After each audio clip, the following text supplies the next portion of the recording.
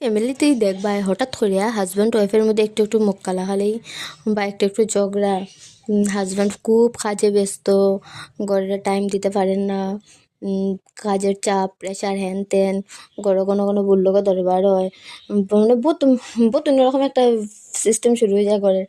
তখনই বুঝি যাইও যে না, তোমার হাজব্যান্ডের কোনো মুড অফ বা কোনো কাজের চাপ বা কিচ্ছু, বা তোমার লগে রাগারাগি এরকম কিচ্ছু না। মানে তোমার লগে যা প্রেম প্রীতি ভাব সব কিছু বাইরে অন্য কারোর কাছে ফাইলার, যার কারণে গড় আইলে ফের একটু মেজাজটা চিড়চিড়া হয়ে যায়। আমি কিচ্ছু বুঝিয়া পাই না, মানুষের বিয়ার পরে আবার প্রেম প্রীতি জাগি যায় কেমনে? অন্যের প্রতি অত ভাব কুর্তি গায়ে যায়, নিজের গড় বোর প্রতি অত ভাব হয় না, বোর কষ্ট চোখও পড়ে না। আর অন্যর প্রতি অত প্রেম, অত ভালোবাসা, ইস!